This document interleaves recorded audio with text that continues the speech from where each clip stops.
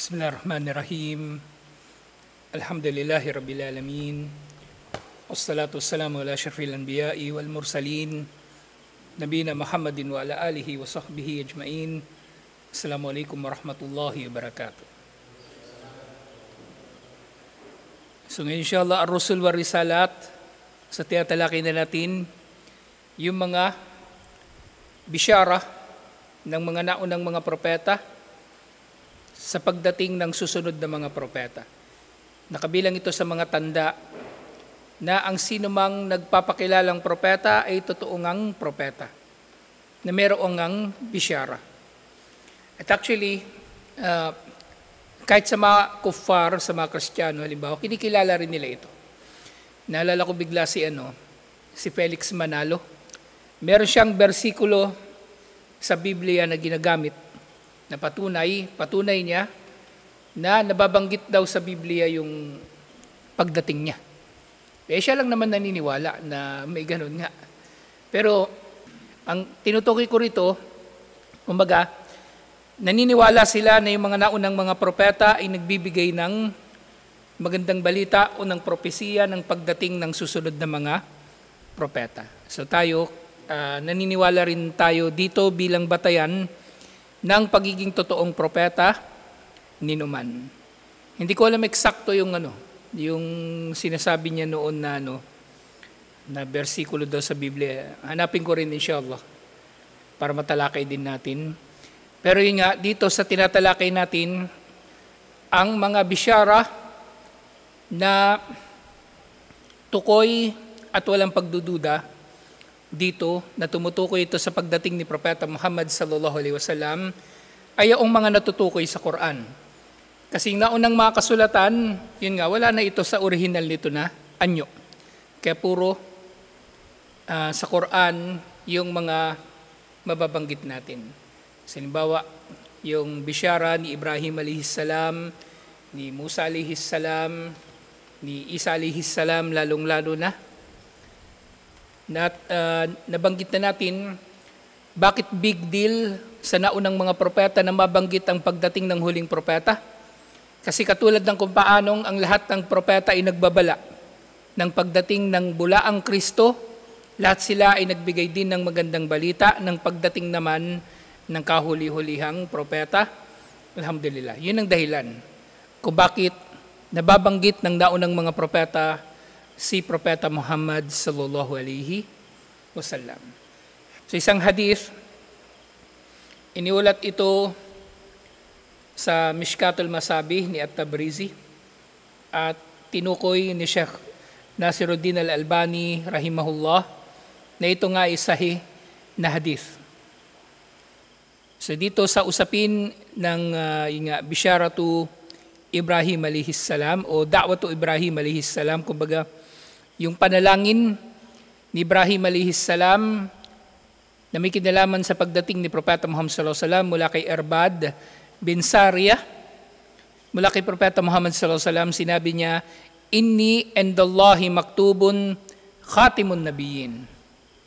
Na siya raw ay nakatala kay Allah, kumbaga nakalista na o itinakda na ni Allah bilang maging khataman nabiyyin.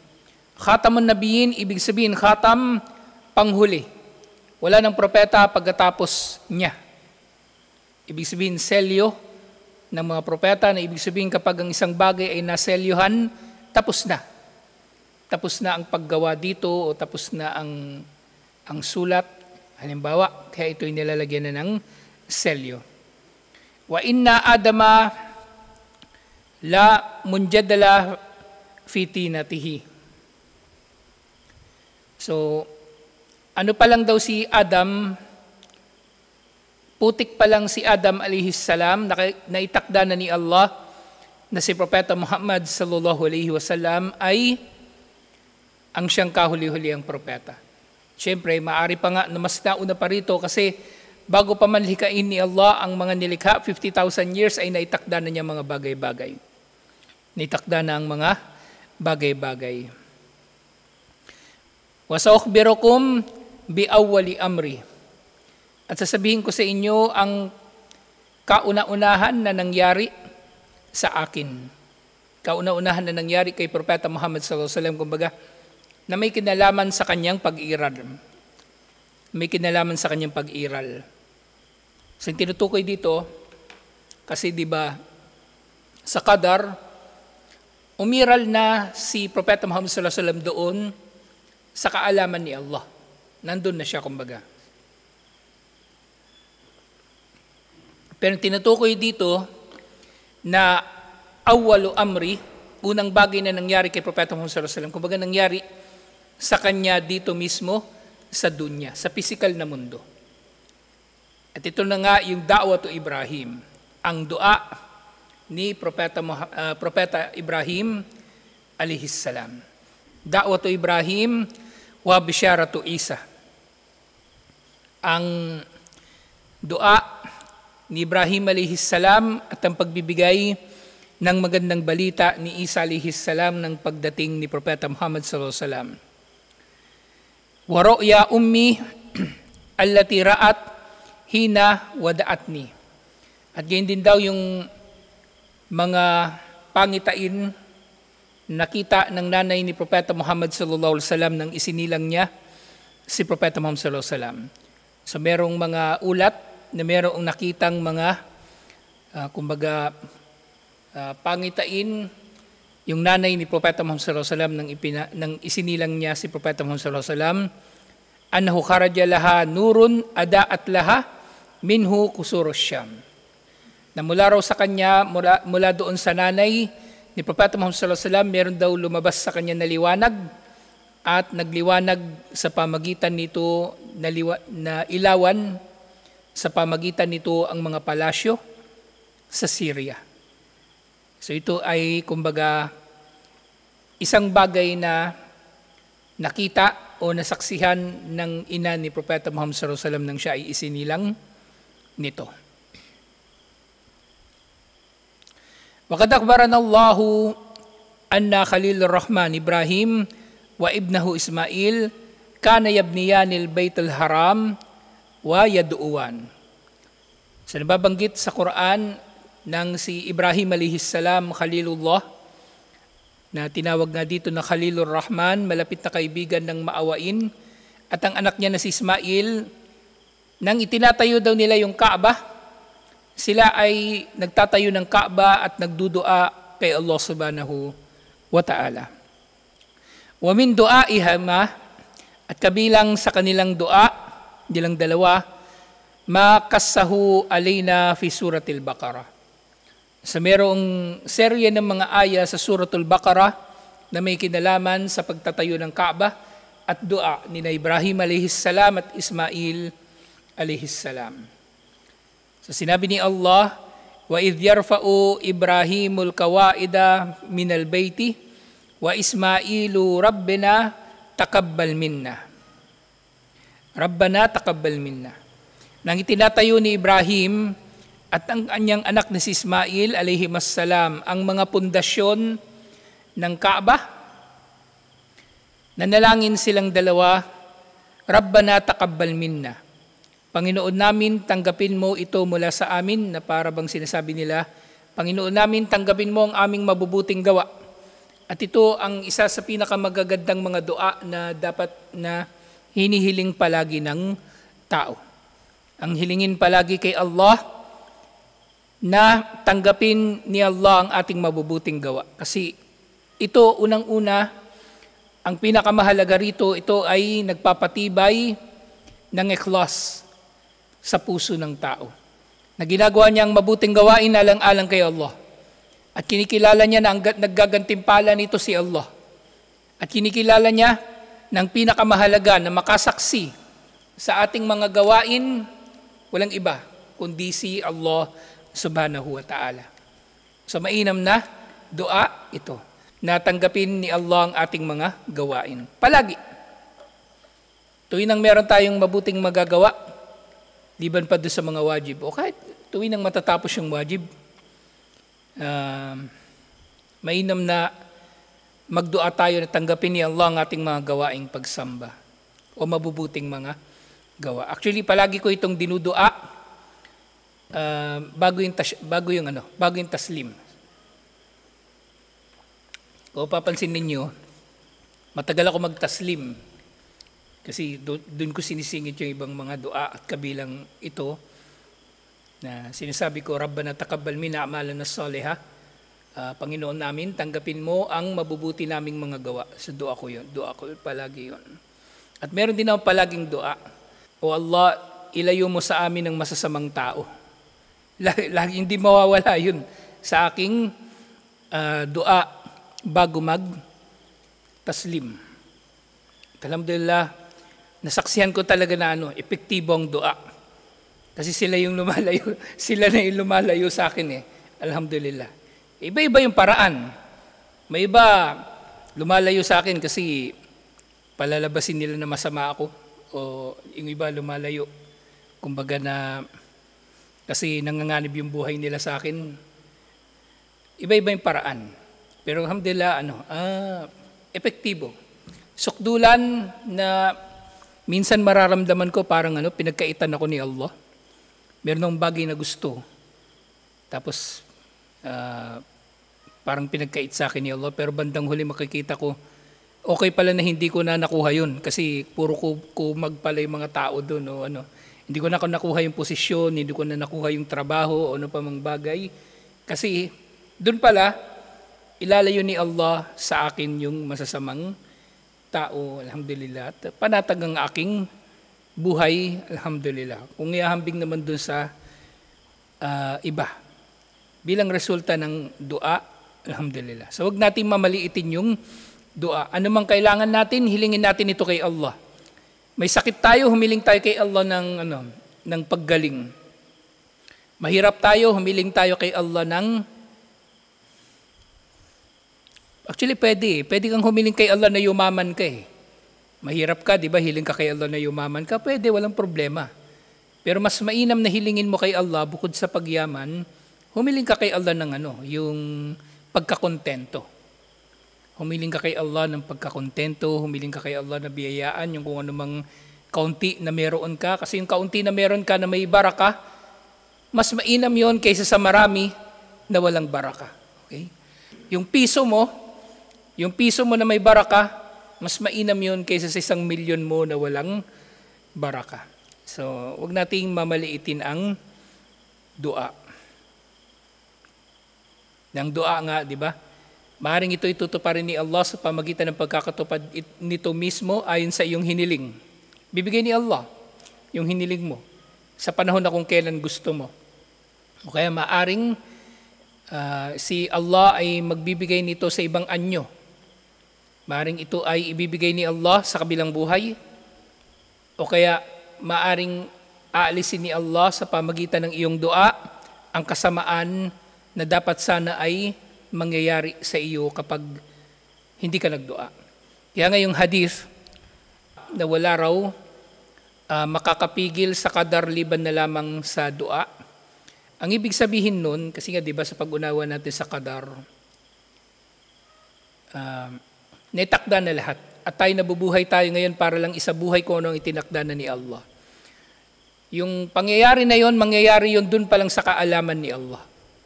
So nalaman ni Allah na magdudua pala tayo at mula doon sa ating dua, nagdesisyon si Allah. Tutuparin ba niya ito o bibigyan niya tayo ng ibang bagay na mas gusto niya para sa atin bilang resulta ng dua. Na dahil sa dua na yon, nakatakda sana tayo na magkasakit. Pero hindi na tayo binigyan ni Allah ng sakit dahil dua tayo ng dua ng kalusugan. O dua tayo ng dua ng iba pang mga bagay na, alhamdulillah, tinutupad ni Allah. So yun yung kahulugan ng hadith na yun. Pero hindi nangangahulugan na, kumbaga mababago kung ano pa yung tinakda ni Allah. Hindi. Nagbago yung maaring mangyari. Pero ngayon, nilikha na tayo ni Allah, wala nang magbabago. Mangyayari na lang kung ano yung naitala na sa Allahul Mahfud. Kasi nga, sa kaalaman ni Allah, yung pinakamahalagang halimbawa na naibibigay ko palagi doon sa kaalaman ni Allah. Ang kaalaman ni Allah perpekto. Hindi siya nagugulat. Hindi maaring magugulat si Allah sa mga nangyayari. Alam na niya lahat na mangyayari. Alam na niya kung ano yung mangyayari sa hinaharap. Alam na niya kung ano yung mangyayari at resulta ng mga pangyayari. At alam din niya kung ano ang mga hindi mangyayari kung halimbawang mangyayari man ang mga bagay na yun. Ganun ka-perpekto ang kaalaman ni Allah. At yun ang kauna-unahang rukun ng qadar. So nga nagdua si Ibrahim alayhis salam, Rabbana taqabbal minna, at si Ismail alayhis salam, innaka antas samiul alim. At idinugtong nila rito, tunay na ikaw ang nakaririnig at ang nakaaalam. Na kabilang sa mabubuting asal sa dua, ang pagpuri kay Allah. So kapag nagdudua tayo, mainam na sasamahan natin ito ng pagpuri kay Allah. Diba? Parang yung tao na syempre, diba? Mahihingin tayong pabor sa tao. Diba yung tao ni minumura natin, kanina lang minumura natin, tapos ngayon mahihingin tayo. Magbibigay ba yun? Hindi magbibigay yun.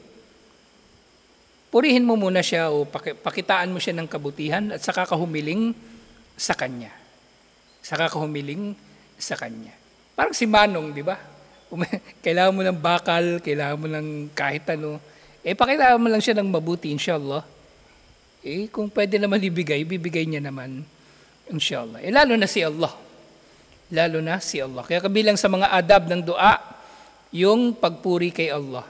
Actually, pinakamainam nga na sisimulan natin ang ating dua sa pagpuri kay Allah. Katulad na kung paanong sinisimulan ang Suratul Fatiha sa pagpuri kay Allah. Kasi ang Fatiha, technically, ito'y dua. Ito'y panalangin kay Allah. Nagsimula ito sa Alhamdulillahi Rabbil Alamin. At pagtapos nun, pinuri natin si Allah sa kanyang mga kapangyarihan, sa kanyang mga pangalan at katangian, at saka na tayo humiling ng nag-iisang bagay na hiniling sa Suratul Fatiha, yung gabay. Dahil ito ang pinakamahalaga na pwede nating hilingin kay Allah. At ang dua ni Ibrahim alayhis salam at Ismail alayhis salam, Rabbana waj'alna muslimaini lak wa min durriyatina ummatan muslimatan lak. Panginoon namin, gawin mo kaming dalawang Muslim.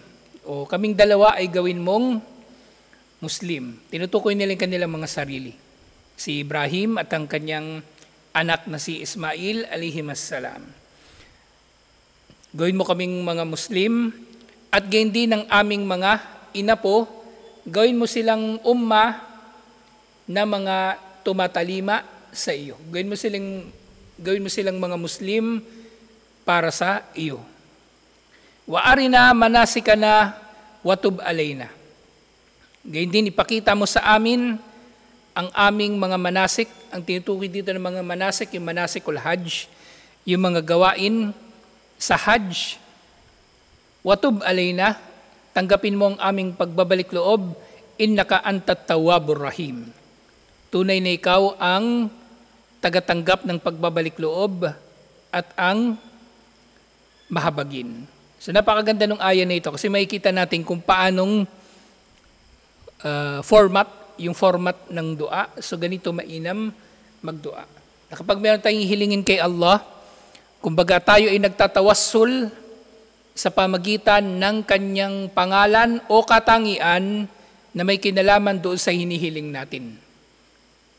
Tawassul. Di ba yung tawassul, kumbaga direkta nitong yung pananalangin, o syafa'a, pwede rin matawag ito na syafa'a. So, dinadasalan natin si Allah sa pamagitan ng kanyang mga pangalan na nababanggit dito.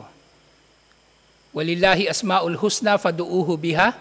Si Allah ang nagmamay-ari ng pinakamainam na mga pangalan, kaya manalangin kayo kay Allah sa pamagitan ng mga ito. Kanina humiling sila kay Allah na tanggapin ang kanilang mabubuting gawa. Hiniling nila ito kay Allah sa pamagitan ng pangalan ni Allah na As-Sami, ang nakakarinig at ang Alim, nakakakita. Kasi yung mga gawain na yon ay nakikita at naririnig ni Allah. At ngayon din, humihiling sila kay Allah na tanggapin ang kanilang pagbabalik loob at nagdasal sila kay Allah sa pamagitan ng kanyang pangalan ng At-Tawwab, ang tagatanggap ng pagbabalik loob, at Ar-Rahim, ang mahabagin. Na mahabagin, ang konteksto nito ng Ar-Rahim, kung ihahambing sa Ar-Rahman, Ar-Rahman, mahabagin sa lahat ng mga nilikha dito sa dunya, at Ar-Rahim, mahabagin sa mga mananampalataya lang sa kabilang buhay. So mas special na pagiging mahabagin ni Allah ang kanyang pagiging Ar-Rahim. Yun nga, Rahman, Ar-Rahman, ang kanyang rahma sa lahat ng nilikha sa dunya, at ang kanyang pagiging Ar-Rahim, ang kanyang pagiging mahabagin sa mga mananampalataya sa kabilang buhay. At ito na yung dua na may kinalaman kay Propeta Muhammad sallallahu alaihi wasallam. Rabbana wab'ath fihim rasulam minhum. Diba, humiling sila na yung mga inapo nila ay maging mga Muslim din. Kaya hiniling na rin nila, Panginoon namin, magsugo ka sa kanila ng isang sugo na kabilang sa kanila. Yatlu alayhim ayatik, nababasa sa kanila ng iyong mga aya, ng iyong mga tanda. Siyempre tinutukoy dito yung mga aya ng Quran, mga verse ng Quran. Kaya nga yung mga talata sa Quran, tinatawag ito sa Arabic, sa Islam bilang aya. Bilang aya. Wa yu'allimahumul kitaba wal hikmah. Magsugo ka nawa sa kanila ng sugo, nababasa sa kanila ng iyong mga aya, at magtuturo sa kanila ng aklat. Ang Al-Kitab na tinutukoy dito, ang Quran, at ang Al-Hikmah, dito, yung karunungan. Binibigyan ito ng interpretasyon ng mga scholar na hikmah bilang sharia ng Islam, pero ang iba naman sinasabi nila, ito na mismo ang sunnah ni Propeta Muhammad sallallahu alaihi wasallam. So parehong nababanggit dito ang kitab, ang Quran at ang sunnah na marapat nating sundin. Kaya hindi pwede na yung tao, Quran lang yung kanyang susundin. Kasi malinaw, binanggit dito yung hikmah. Hikmah na karunungan, siyempre sa mga pagsasabatas at kung paano uunawain ng Quran. At paano ba inuunawa ng tao ang Quran? Inuunawa ito ng tao sa pamagitan ng sunnah. Kaya yung ibang mga scholar, sinasabi nila kung ang Al-Kitab dito ang tinutukoy ang Quran, ang hikmah na tinutukoy dito, ito na mismo ang sunnah ni Propeta Muhammad sallallahu alaihi wasallam. Siyempre binanggit, wa yuzakkihim. So magsugo ka nawa sa kanila ng sugo na magbabasa sa kanila ng iyong mga aya, magtuturo sa kanila ng Quran at ng sunnah, at magpapadalisay sa kanila. Dadalisayin sila mula sa shirk, mula sa mga kasalanan, mula sa mga pagsuway kay Allah. Dadalisayin sila mula sa mga karumihan na pisikal sa pamagitan ng tahara hissiya, at karumihan na nasa puso sa pamagitan ng tahara ma'nawiya. At dito muli sa dua nila, tinapos nila ito sa pagsasabi, Innaka antal azizul hakim, tunay na ikaw, O Allah, ang makapangyarihan at ang maalam. So, sa bawat dua nila na ito, winakasan nila kumbaga yung bawat sentence. Ang bawat sentence ay tinapos nila sa pamagitan ng pagtukoy sa mga pangalan ni Allah na may kinalaman doon sa hinihiling nila kay Allah. Kaya halimbawa, humihiling tayo kay Allah ng kapatawaran, magdudua tayo kay Allah sa pamagitan ng kanyang pangalan, Al-Ghafur, Ya Ghafur, tatawagin natin si Allah. Kapag binanggit yung Ya, di ba yung Ya Rahman, Ya Rahim, Ya Ghafur, mga ganung bagay, ang Ya na tinatawag doon, ang tawag doon sa Ya na yon ay Ya'ul Munada.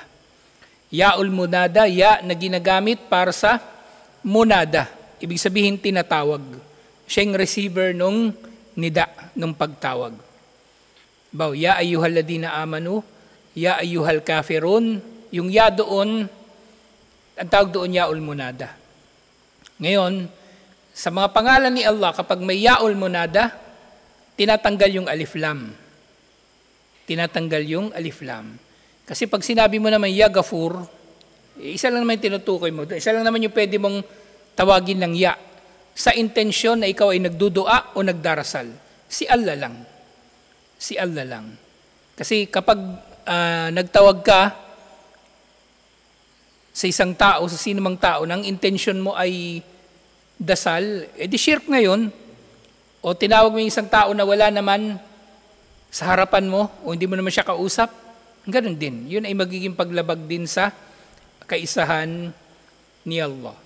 So dito, napakainam na nakita natin kung paano nagdua si Ibrahim alayhis salam at Ismail alayhis salam, na nakita natin kung paano sila nagdua. Alhamdulillah. So ito ay isa sa mga patunay ng bisyara o kumbaga propesiya sa pamagitan ng anyo ng paghiling ni Ibrahim alayhis salam na may dumating sa kanyang mga inapo na isang sugo na ito nga magbabasa sa kanila ng mga aya, magtuturo sa kanila ng Quran at Sunnah, at magpapadalisay sa kanila. Alhamdulillah. So marami pa itong mga bisyara o mga propesiya ng naunang mga propeta na nababanggit sa Quran. Pero may napansin pala ako dito. Meron isang chapter pala rito na na tinukoy ni Sheikh Omar Al-Ashkar yung mga bersikulo sa Biblia, sa kasalukuyang Biblia na maaring tumutukoy nga kay Propeta Muhammad sallallahu alaihi wasallam. Madadaanan din natin ito sa susunod, inshallah. Sa tutuloy natin ito. Assalamualaikum warahmatullahi wabarakatuh.